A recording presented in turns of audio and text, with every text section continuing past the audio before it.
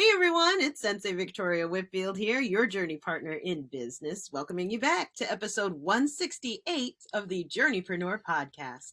This is your source for channeled holistic stress management techniques, guidance, inspiration, and motivation from the best to stay on your path to rapid financial ascension and massive impact as a conscious entrepreneur. And today I have the pleasure of getting to introduce you to my good friend, Melanie Weller. She is an incredible medical visionary cosmic Vegas nerve goddess. Like the work that she is doing is so incredible. And I can't wait to get to share her story with you. You can find her at embodyyourstar.com. Melanie, welcome to the podcast. Thank you so much, Victoria. I'm so excited to be here. This is my favorite introduction ever. Cosmic Vegas nerve goddess. Hands down, that's the best introduction I've ever had. Oh, it's true. Oh my gosh. The more that I learn about you, the more I'm like, oh my God, like it's one braingasm after another. And I had to share your work here. So I know you're amazing and you know I'm amazing. We know each other. Absolutely. Yeah. And so with that, though, this may be the very first time that someone is getting to hear about you, see you, right, or learn about all of the awesome stuff that you do in the world. So if you could, in your own words, please tell us exactly what it is you do and especially what are the 3 things that you're known for. Could you tell us? Yes. Well, so in conventional terms, I'm a physical therapist and I've done that for about 25 years. And I was an athletic trainer before that. So I've about 30 years of experience of my hands on people's bodies. And I suppose the deep truth of it is that I help people line up on a cosmic scale, but my clinical expertise is in treating the vagus nerve as a pinched nerve. And so that vagus nerve compression is, and I've branded myself around that and being a stress management expert for many, many years. So that's usually the entry point where people find me. I am also known for how we embody our businesses, how our businesses live in our bodies, and stress and like relationships live very prescriptively in our bodies, and our businesses are an expression of ourselves. And so I help people align that, still rooted in the vagus nerve, but bridging out a little further with that. And the thing that I am increasingly known for, and that I would really love to be to lead with in the long run, is how the cosmos is coded into us. Because the only rule we ever follow is as above, so below. And that there's really a whole science to this that has been really lost in our modern age. This is endlessly fascinating. It is for me too. I love it. It's really, no, I know. I could talk about it all day long.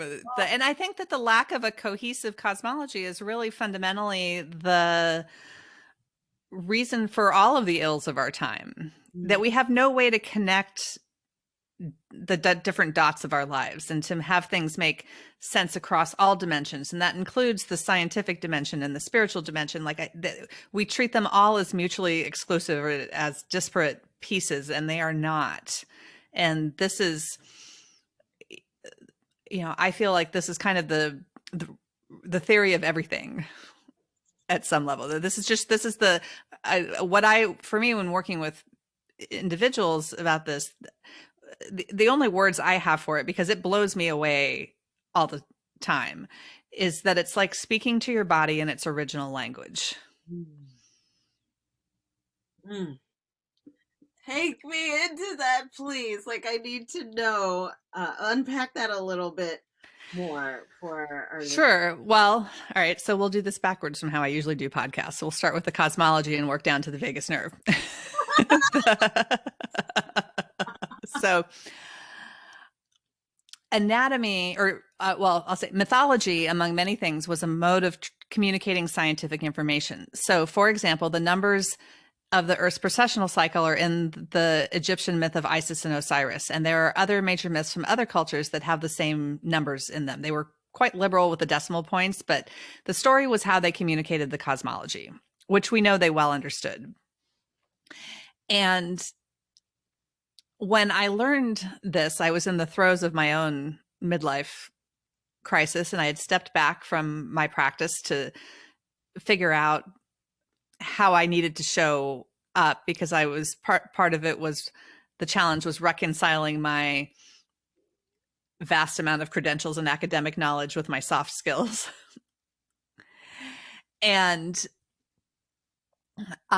so when I read that, I had two things really came out of that in very short order.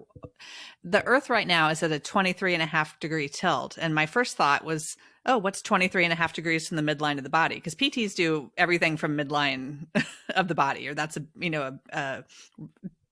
one of the foundations of rehab.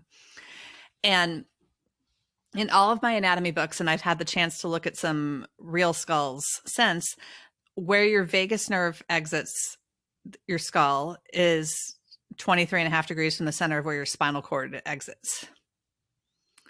And the tilt of the Earth changes over thousands of years. It goes from like 21.1 to 24.5. And that's about the angle of that relationship. You know, that axial tilt goes between what's called the foramen magnum, where your spinal cord comes out, and the jugular foramen, where your vagus nerve comes out. And I know just from my biomechanical knowledge that normal rotation between your first and second cervical vertebrae is 47 degrees to each side. So it's twice that 23.5. And there's 47 degrees between the pole stars that our Earth points towards over thousands of years. And our average left tracheobronchial angle is 47 degrees. And our anterior cruciate ligaments sit in an average of 47 degrees. And normal rotation at the foot is 23 degrees. And so, I could rattle off a whole bunch of angles just because I'm good at collecting facts. And so and I recognize over having years and years of experience in people that weren't getting better, because that's really was my core population for the bulk of my career. You know, if no one else figured you out, you ended up in my office or at the practice where I was working. You know, they found me no matter where I lived. And and I'm so grateful because I've learned so much, but I recognize that these relationships are ones that are very, like, they're sticking points in people that have unresolved pain issues.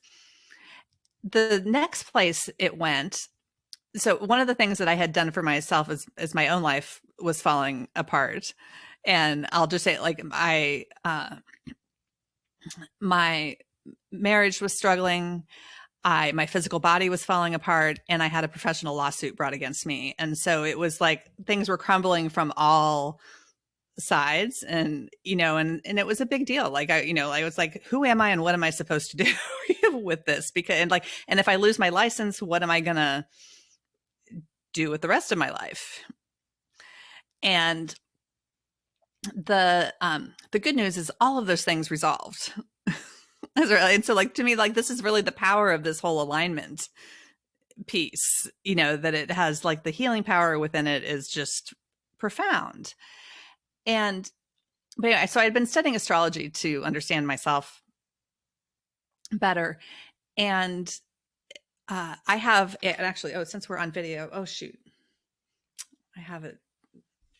I left that book up at the office. I'll pull it up here in a second. I have an image that I've shown patients from an anatomy book for years and years. It's a compilation of MRI images that give you a 3D picture of what the ventricles of the brain look like. And the ventricles make cerebral spinal fluid. And the next time I pulled that picture out after I had been studying astrology for myself, I nearly fell over because it looks exactly like the ram's horns that represent Aries.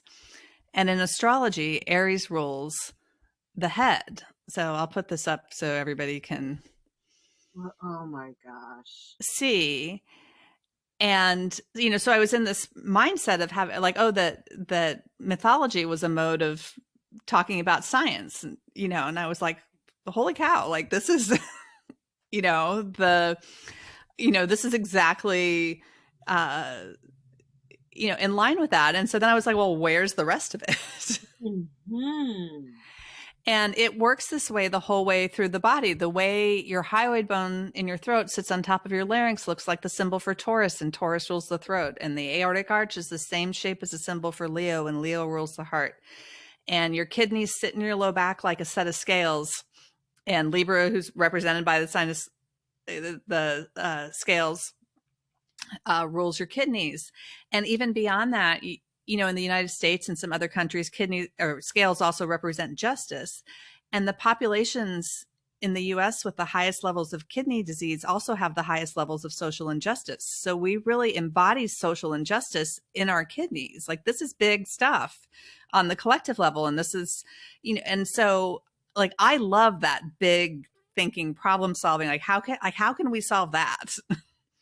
And to get to, and that's why social justice reform is so important, because it changes then how you embody it, and it will impact physical health. And I think that can be a very measurable, tangible thing.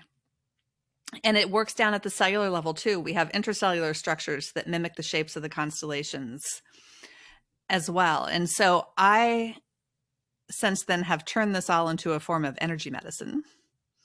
And I work with people all over the world. And so that's my, really what I love.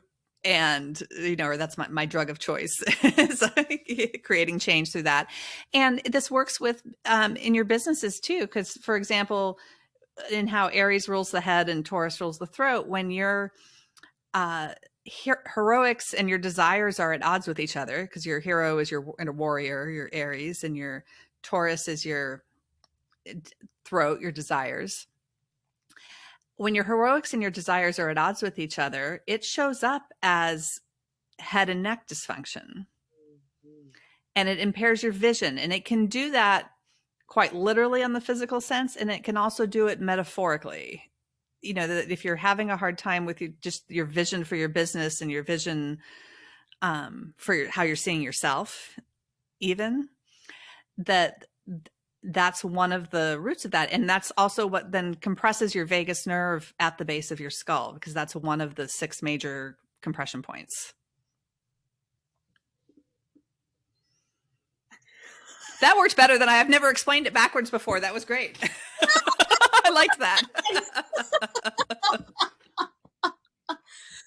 That was so clear and delicious and amazing and concrete and beautifully interwoven, just to be able to allow the stars within us to shine the way forward. You wove that so powerfully together, and allowing, my spirit guides are saying, allowing the anatomy to be a map. Like a road. Oh, it's totally a map. It really is. And you can integrate the stars into it also. Like, it's one of those things, like it's, I sometimes call it like what I really want to bring forth is this new science. And even though it's not new, I don't think, but this is the way science needs to be studied. This is an aspect that really just brings so many things together and connects dots that have seemingly been,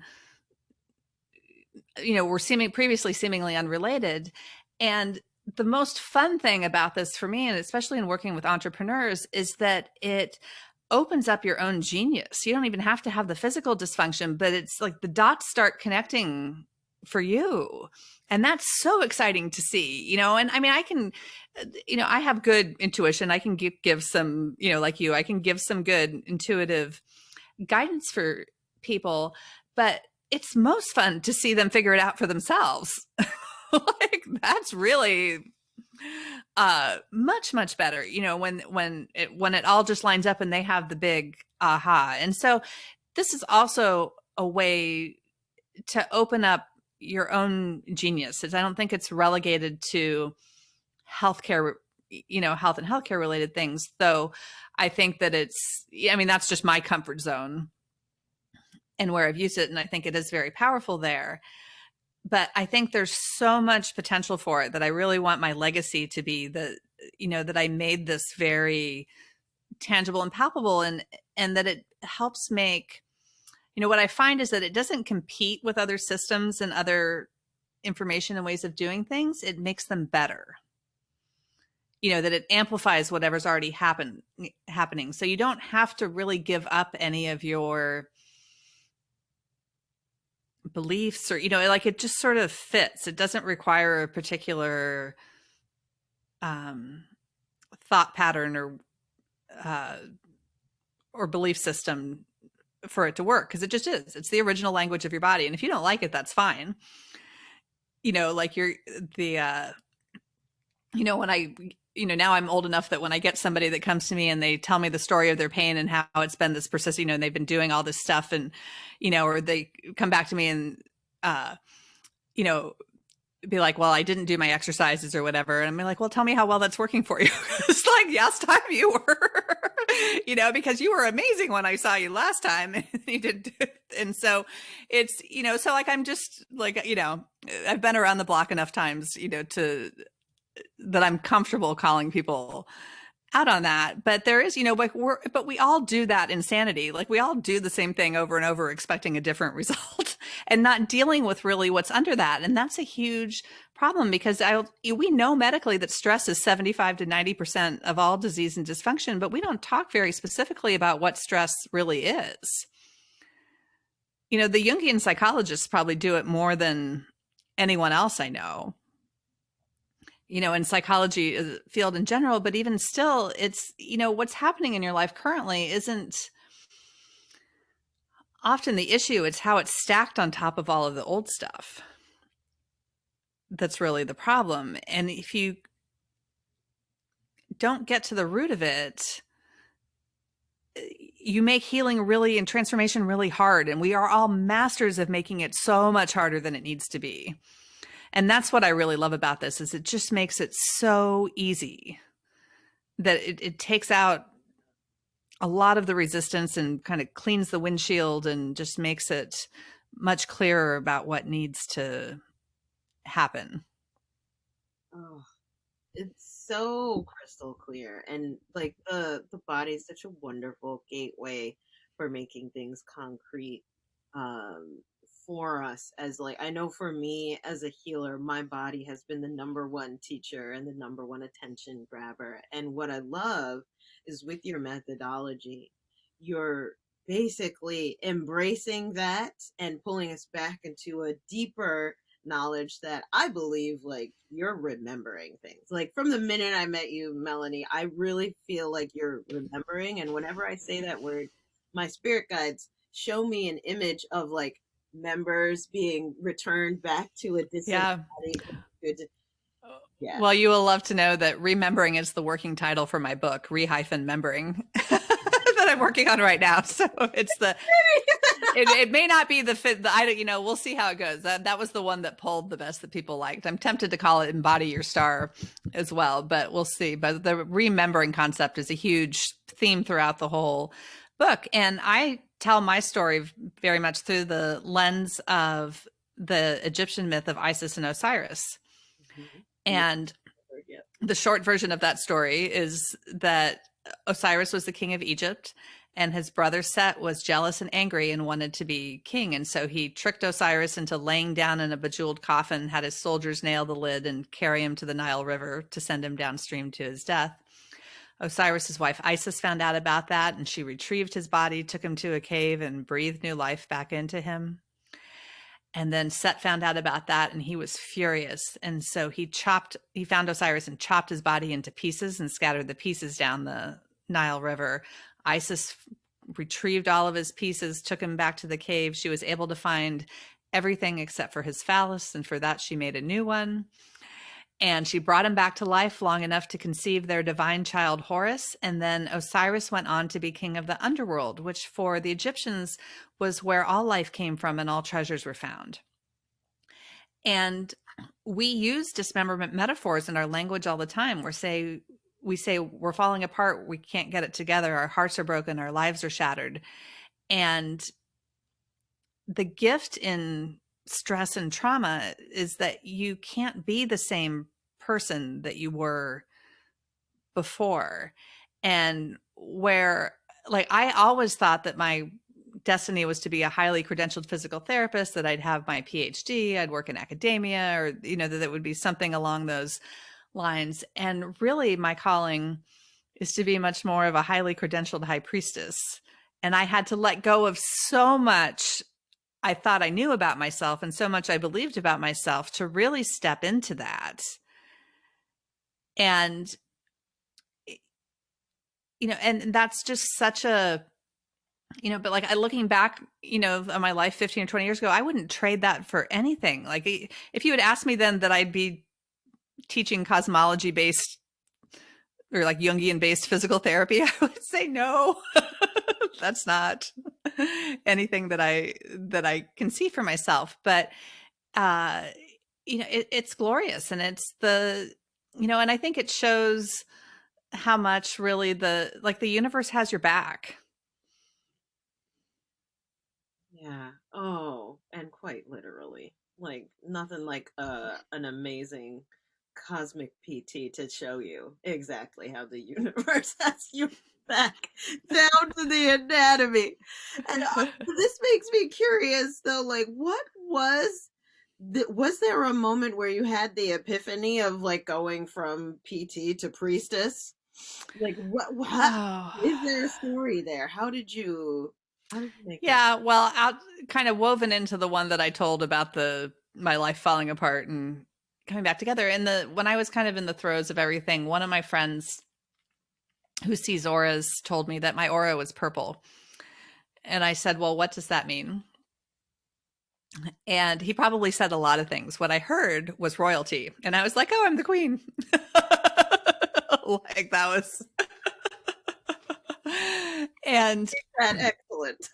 and what I ended up doing was really creating this vision of myself with the crown and a big royal cape. And I realized that I'm the only person that can take off my crown. And that I get to wear my big royal cape and take up all the space that it takes up. And that I will always have to dance with other people's energies, but I never have to shrink. And I had historically really been a shrinker. And that evolved into seeing myself a little more as the queen high priestess, that it became sort of a robe. And then last year, I found the priestess has a magician's outfit underneath her robe. And so it's very layered and it evolves. And, and I ask all of my clients what their soul looks like. And, or I say, if you're going to dress your soul, what does he or she wear? And it's so powerful on so many levels. It's amazing at getting people to change their movement patterns. One of the things that I've spent, one of the benefits of decompressing the vagus nerve is that it gives you better shock absorption. When you get somebody that's had back pain, and especially back pain for any length of time, their biomechanics are abnormal at their big toes, their ankles, their knees, their hips, their rib cage, their neck, and their skull. And so the back is really taking a beating for what's not happening above and below it. There's no shock absorption. And I would say if you don't have physical shock absorption, you probably are lacking some spiritual shock absorption too, that there's a belief piece that needs to change with that. And now I lost where I was going to go with the shock absorption piece, priestess shock absorption. I'm sorry. I know it's where I was going to go with that. Do it. But anyway, so but the beautiful thing about the vagus nerve is that, so it gives you, so you can like decompress the vagus nerve sometimes at the base of the skull, and they'll get their entire shock absorption back. And that soul walking, and then, so I spend a lot of time teaching people to walk softly. And I've done this for years because the research shows that walking softly, or like jumping softly, things like that, reduce your injury risk, and some people are like elephants, and exactly who's walking down the hall, from very far away because of how hard they're stepping, and other people are like ninjas and suddenly they appear behind you. But you cannot tell me that so in the research overwhelmingly shows that in people over 60, that imaging and pain are very poorly correlated. You can have a crappy joint, a crappy spine, and not have back pain. Like it's not like their image, it just doesn't correlate at all. And so, but you can't tell me that the person that's been pounding at 4 or 5 times their body weight in walking, which is way more than you would really want to when you're just walking on a level surface, has fewer problems than the person less perceived pain than the person that's been walking more softly over the years. So I spend a lot of time getting people to walk softly, but it's hard to change those habits. But when I tell somebody to like go walk like their inner being, it changes everything, and it's fun, and they do it. They don't come back to me and say, oh, I forgot to do my exercise or I didn't do my homework. They're like, that was amazing. It feels so great to embody my inner being, and like when I have my right hip has been a chronically tight place for me, and and uncomfortable at times. And when I walk and run like the high priestess, it doesn't bother me at all. So it's very, the imagery in the story is very powerful, and the neuroscience of story is amazing. Like we should be leveraging story. And I just learned recently that there's a professor at Columbia that's doing this whole thing called narrative medicine. So my goal is, that is right where I belong, is in the narrative medicine department. And so it is. Oh my gosh. So what a powerful reframe, and to bring that power of story into the body and shifting how we are using this temple, this meat puppet, simply by changing the way that we are telling ourselves about what it's like to be inside of it. I'm like, okay, yeah, I'm just walking, versus I'm walking like the high priestess. It's so powerful. I recently had a 16-year-old girl with anxiety, and I felt like her vagus nerve was compressed at the level of her heart. And I've seen a lot of people with anxiety and depression, even hallucinations, which is not my normal, like a PT wheelhouse really at all. But this vagus nerve compression work has been, like, it's so incredibly humbling. It blows me away at the power of change that it really holds. But this girl was, I felt like she was mostly compressed at her heart, and that it had to do with like her Leo energy in her heart wasn't quite right. And I asked her to roar like her lion, and she said, I can't. Like, she tried to give her lion a voice, and she and so we worked on just making sounds, and I had her walk like Sekhmet, like a lion-headed goddess, and then her lion was able to roar, and and I saw her for 2 sessions, and her mom texted me a little bit later and was like, Melanie, she's not having any symptoms at all. And if she gets, if she feels a little bit coming on, she knows exactly what to do. She's like, I can't thank you enough, and that's amazing. And to be able to, 16-year-olds are the best at using the imagery. They do it so much better than the adults do. But it's so much, that's pretty amazing to be able to take, a child that was really having, thought she couldn't breathe very often because she was so anxious, which then makes you more panicked because you can't breathe, and legitimately so. That's an awful feeling that none of us want to experience. But to really just get her to see part of it was getting her to see herself on a bigger scale, but you can really you can work with these archetypes to give them voice and to give them life and to find out what's going on with them within you. And one of my students that I taught this past year has been really brilliantly using this work with people that have had quite significant trauma. And she's able to walk them through these guided imagery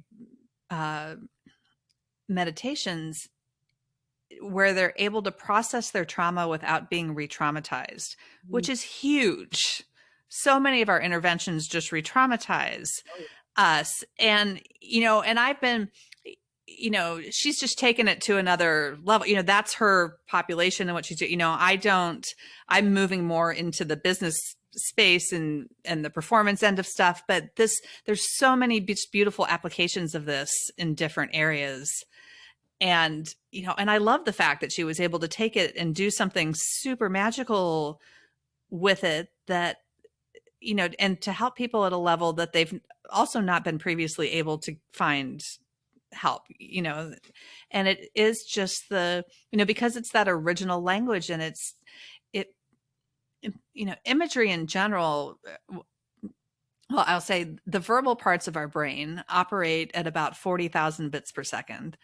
The nonverbal parts of our brain operate at 11 million bits per second.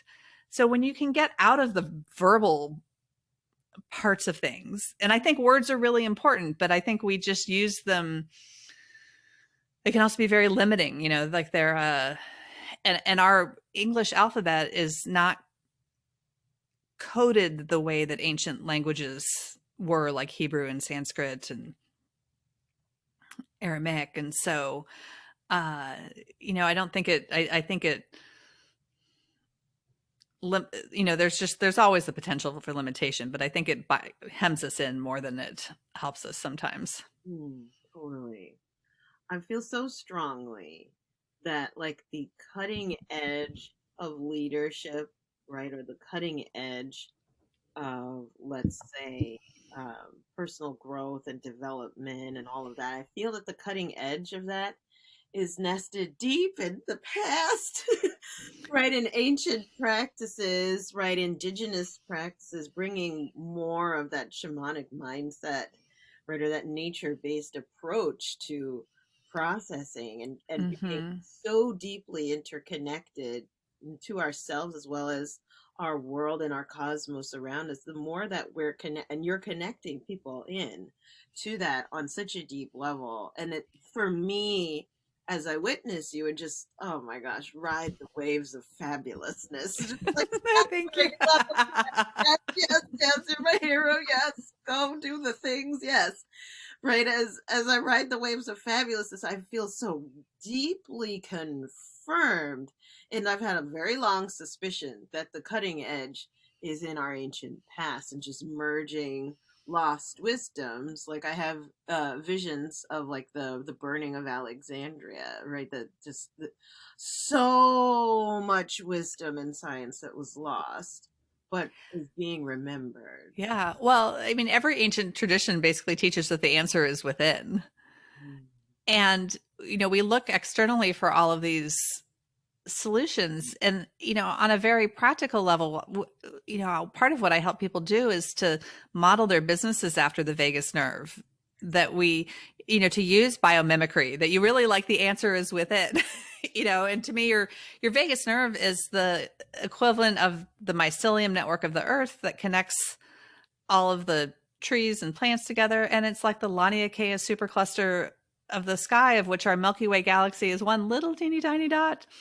And so it's, but I think it's the vagus nerve is so powerful in that way. And because it innervates our voices and it innervates our hearts and it innervates our digestive system, and our businesses all have hearts and voices and nutrient absorption and elimination systems, and that you can really build this out and map this out along with the archetypal stress, the archetypal balance points.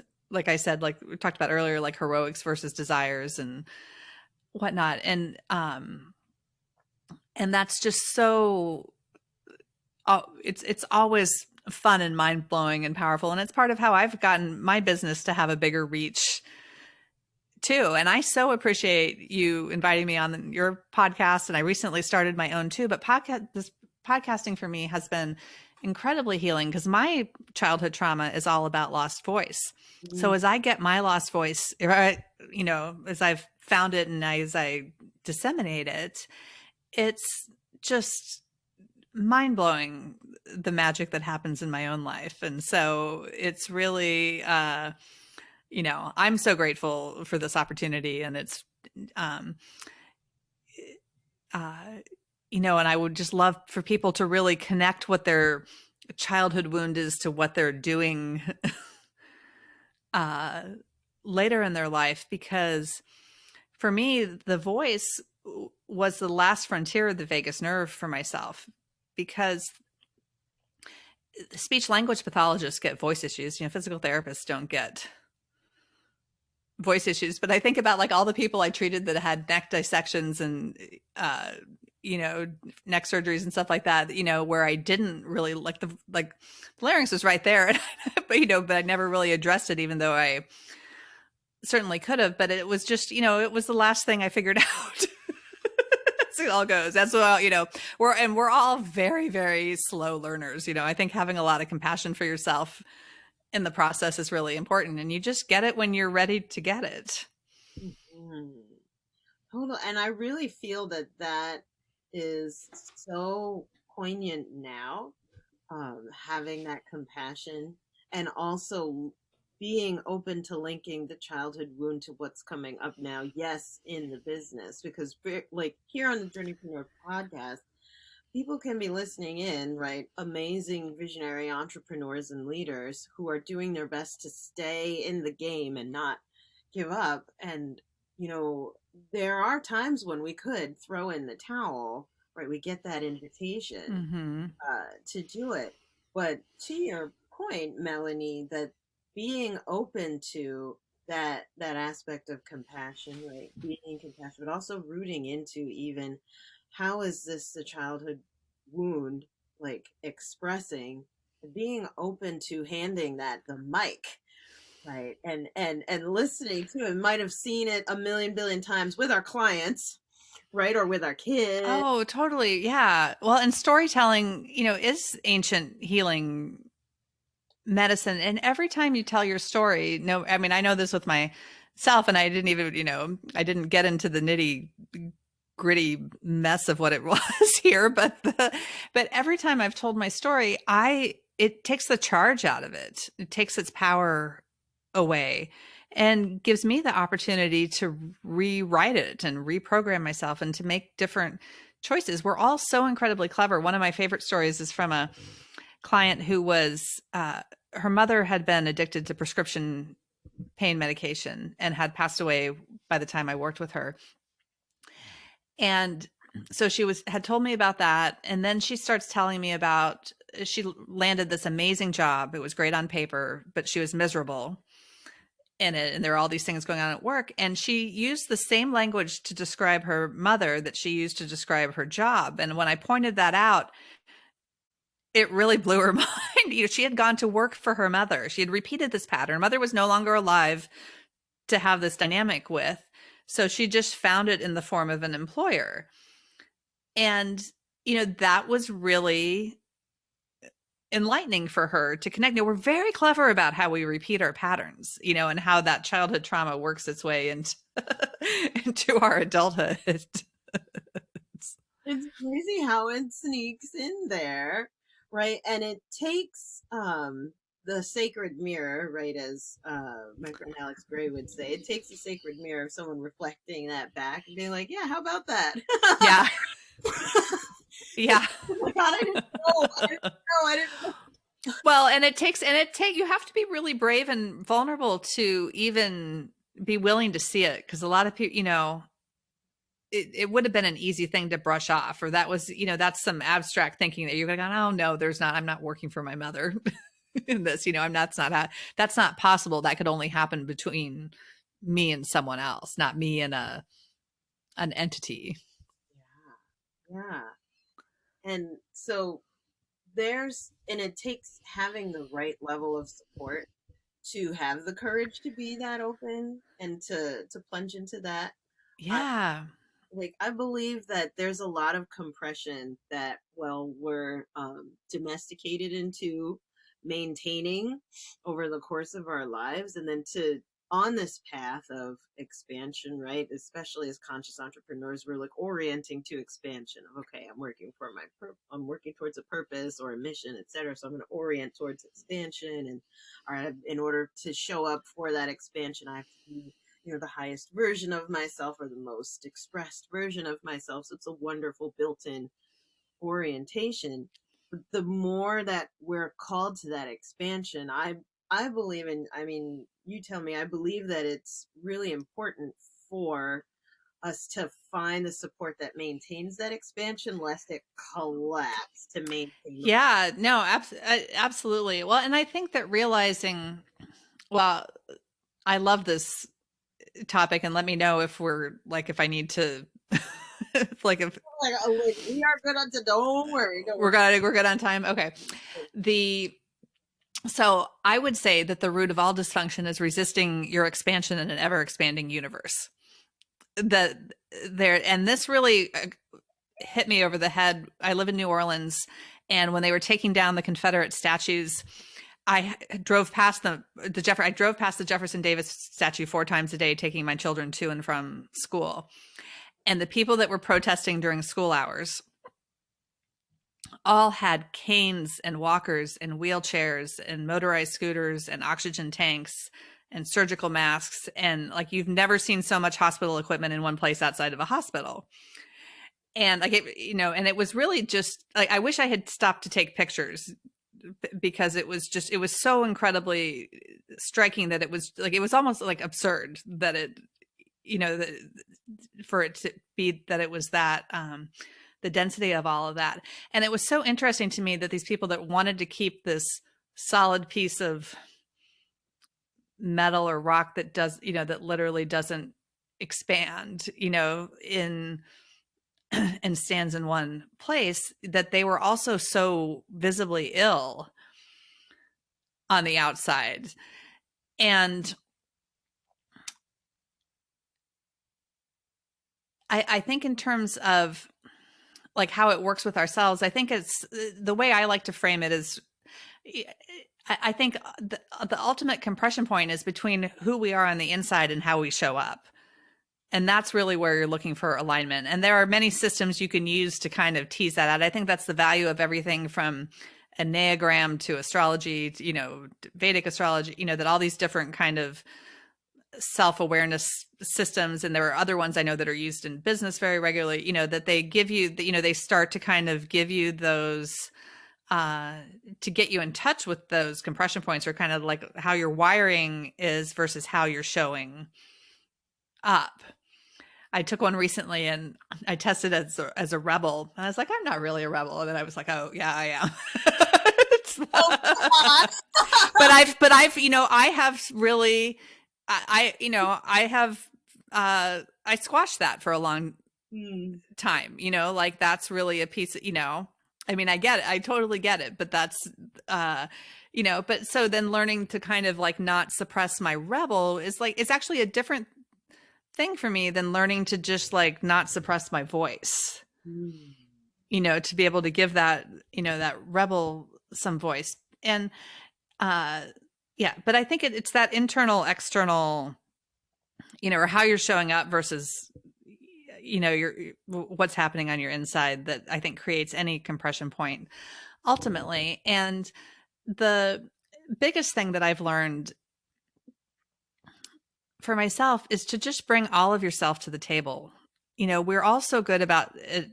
I mean, medicine does this a lot, that you leave your home stuff at home and, work stuff at work. And I get compartmentalization, and, certainly people that are doing trauma medicine and things like that, that's, you need compartmentalization to do the job well.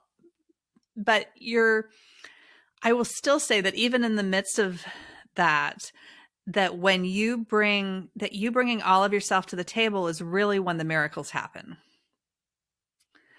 And I learned that working with somebody that came to me with an acute onset of hallucinations. And I didn't, all I knew is that I couldn't turn him away at the moment. And I thought, okay, I'll get him set up with a psychiatrist and I'll decompress his vagus nerve and we'll, and at the, and so I did my technical work. I gave him a mediumship reading that blew me away too. That was good. I was like, cause I can do that, but I don't do that as a regular part of my practice. And I gave him a really beautiful, an intuitive reading that was really meaningful to him. And at the end of our 90 minutes, 90% of his hallucinations were gone. And I didn't know I could do that. I really just thought I was going to calm him down and, get him set up with some other appointments. And and he texted me later that night and he said, Melanie, you saved my life, and not in the cute kind of way, because he was literally planning to kill himself that night if what I did didn't help him. And I don't even have words for how that sits in my body, and just to think about and how much power that medicine is missing out on, and that we're all missing out on, and clearly the universe had his back. The universe was totally conspiring to help him. And I, in that session, I spent a lot of time with my hand on the back of his heart. And that is one of the vagus nerve compression points that I often treat. And I'll often combine that, and this is a good thing for, tying back to people, that feel like they're giving up. There's so as part of the exercise that I do for this, I'll have people inhale into the backside of their heart. So often, and I'll often put, for my people that are with me in person, I'll put my hand there often just so that they, it's a nice cue, because it's we're not used to breathing there. And so I'll have them inhale into the backside of their heart. And I have a specific way that I do this, but when I do it, I'll say, tell them about this Andean proverb that says that your future is behind you, propelling you forward, and your past is in front of you, waiting for you to make peace with it and clear your way. And so as you breathe into the back of your heart, to really breathe your future into you. And that's where you bring magic into truth. You bring it from behind you to show up as truth in front of you. And I think that is, when things really seem like you're about to give up and they seem unclear, I think breathing into the backside of your heart is one of the best things that you can do for yourself to get your own clarity and to really bring forth the next thing. And I'll tell you, this works very, and it's always beautiful to combine the story, but it works there's just so much concrete anatomical and physiological reasoning behind it too. And I've done this so much with people with anxiety and depression and whatnot, that I really, it's just I just can't emphasize how important and how powerful it is to really breathe into the backside of your body and the backside of your heart. And that, and to know that, to really feel the support, the universe has your back. You don't have to go chasing your future out in front of you. Oh, this is so magical, especially with how we tend to have so much of an anterior tilt in our lives, to be able to that other 50% of all of our power, activating it. Goddess, I literally, you are taking me to church. I'm yes. I am sure I had a number of lifetimes as the head of a church, or the exorcism specialist within the church. But this one included, apparently. Oh my God! I'm gonna have to have you back, because this is so, you got so much juice to give, Goddess. I'm gonna have to call you back, because I would love that. Tip of the iceberg here. I could talk to you all day long. It's so much fun. If you were a bathtub, I am soaked. I love that. Yay! Okay, so like with that, for all my people who are listening right now, I'll be like, oh my god, I'm like, I want more of this, like, and I also want to know more about my own cosmology. Melanie, where are we going to, of course, support you, to connect, to learn more, like to endorse? Where are we going? You can find everything you need to know at embodyyourstar.com. And it will give you a free vagus nerve decompression course. It'll email you a different one. There's lots of little download goodies that go with it. And my social media is all Embody Your Star. So you can look for me on Instagram, Facebook, and Twitter that way. But all of that information is there.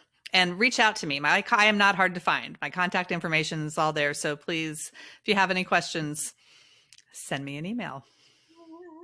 All right now. And that was embodyyourstar.com. All one word. Yes. All one word. Yep. All righty, goddess. Thank you so much. I don't want to end this. I know. I don't want to, because I'm like just like an incredible ocean of fabulous that I just love swimming in. And so just thank you so much for sharing so abundantly and also embodying your high priestess. It is taking us all higher. Right. Thank you so much. Thank you for seeing me. I know I feel most loved when I'm seen and heard. So I appreciate that so much. With pleasure. Absolutely. Yay. So I'm going to turn this over now to our listeners and viewers. If this is your first time tuning into the Journeypreneur Podcast, hi! Thanks for stopping by. Make sure you hit subscribe on iTunes if you're an Apple user so that you get notifications first every time we upload new episodes. While you're there on iTunes, please leave us a 5-star review because that's where the comments box is. This is episode 168, and talk about storytelling. I want to hear every single juicy bit that Melanie said, like that landed. What did she say that really struck you exactly where you needed it today in particular to give you that juice, that inspiration to stay on your path? And by the way, we're not just showing love to the Apple users. All my Android loves. Thank you for your support as well. Go ahead and subscribe at journeypreneur.podbean.com so that you can follow us along on the journey and leave your comments and reviews there as well. Thank you, everyone, for your support. Your reviews do several things. One, they let me know what are you interested in, right? So this helps me to best craft this podcast to support you.